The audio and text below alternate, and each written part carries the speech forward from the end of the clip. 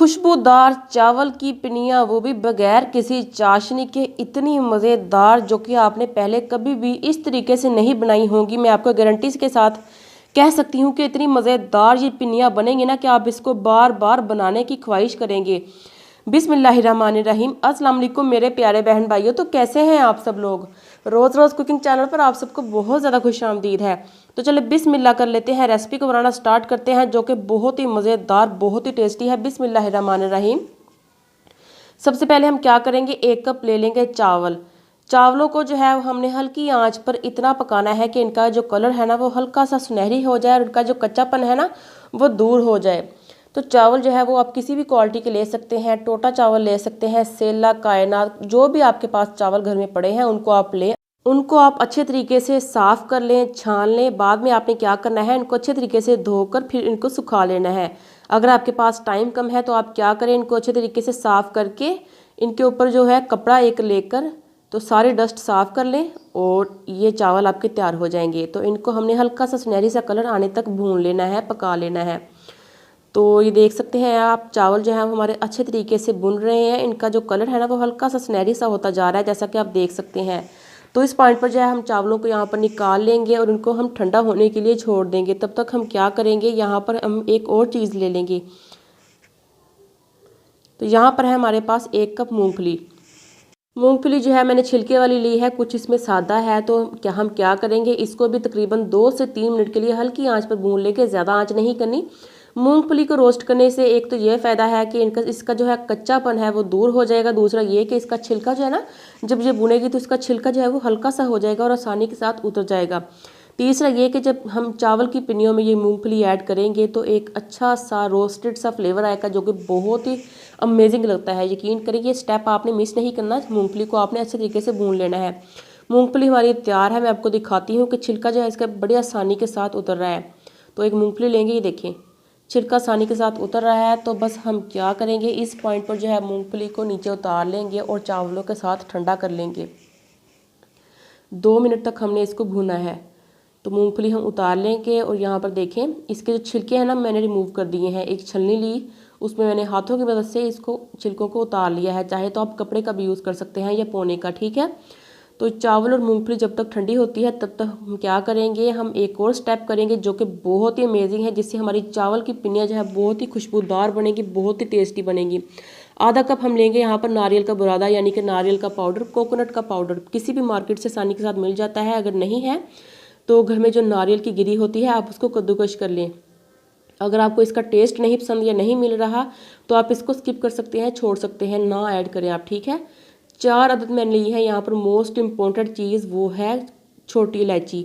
Most important चीज़ है तो आपने ये ज़रूर ऐड करनी है, छोटी इलायची, ठीक है।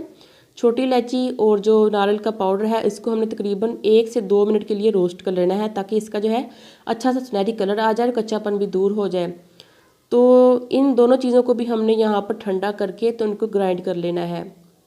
इसको आपने वैसे नहीं ऐड करना चावल की पिनियों में, हल्का सा इसको दरदरा सा ग्राइंड कर लेना है। तो ये देखें अच्छे तरीके से ये रोस्ट हो चुका है। तो इसका भी हम पाउडर बना लेंगे इसको ठंडा करने के बाद। तो यहाँ पर आप देख सकते हैं चावल और मूंगफली का जो पाउडर है मैंने तैयार कर लिया है। और तैयार करने के बाद मैंने इसको छान लिया था ताकि जो भी मोटा ज़र्रा या गुठली वगैरह है वो छलनी के ऊपर आ जाए। और बहुत ही अमेजिंग सा पाउडर यहाँ पर तैयार है। तो यहाँ पर थोड़ी सी मूंगफली मैंने बचा ली थी, वो हम एंड पर इस्तेमाल करेंगे।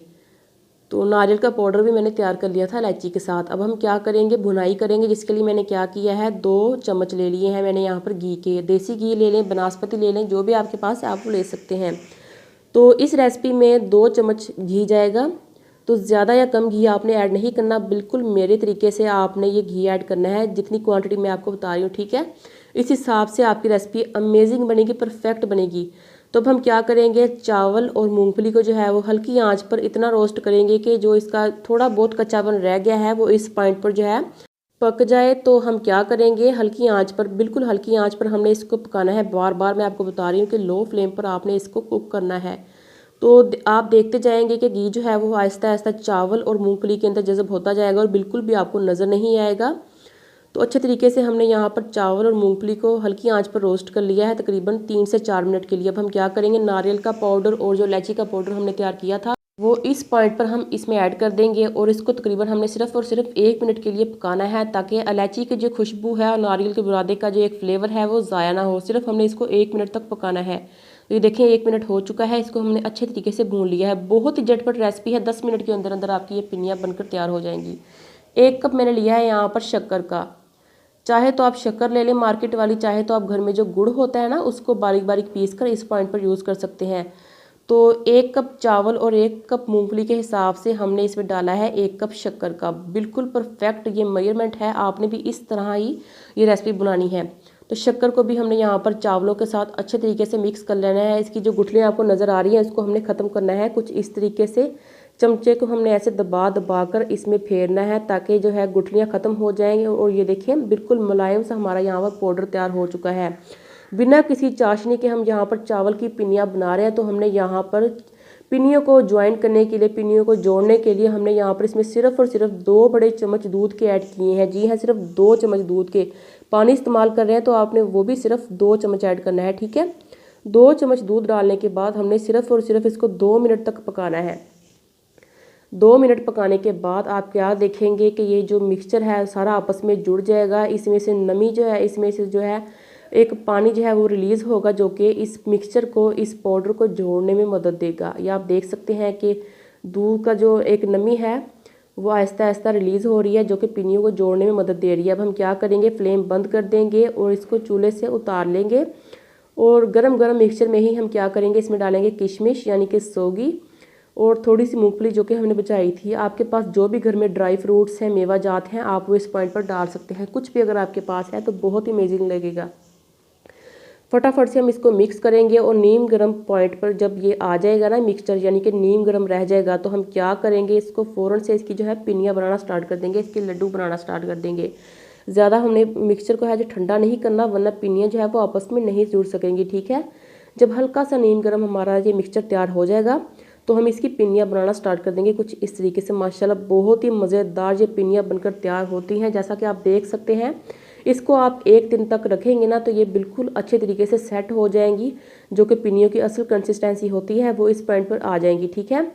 खुशबूदार, खुशबू से भरी, बहुत ही अमेजिंग, जिसको खाने का आपका बार बार दिल करेगा, जिसका ना भी दिल करे वो भी इसको खा पाएगा इंशाल्लाह ताला, क्योंकि बहुत ही मज़ेदार, बहुत ही हेल्दी हैं। तो आपने इस रेसिपी को ज़रूर ट्राई करना है और मुझे बताना है कमेंट्स में प्लीज़ कि आपकी पिनियाँ कैसी बनी है। इसको आप बनाकर स्टोर करें, जब आपका दिल करे स्कूल गोइंग बच्चों को दें, खुद भी इंजॉय करें, मेहमानों के सामने रखें। और हल्की फुल्की भूख में ये तो बहुत ही अमेजिंग लगती हैं। चाय के साथ एंजॉय करें मेरे प्यारे बहन भाइयों। इसी के साथ अपना बहुत सारा ख्याल रखें, मुझे दुआ में याद रखें। चावल की पिनियों को शेयर करना मत भूलें, दोस्तों के साथ, रिश्तेदारों के साथ, बहन भाइयों के साथ, ठीक है। इसी के साथ अल्लाह हाफिज़ and take care, stay blessed and stay happy. Bye bye.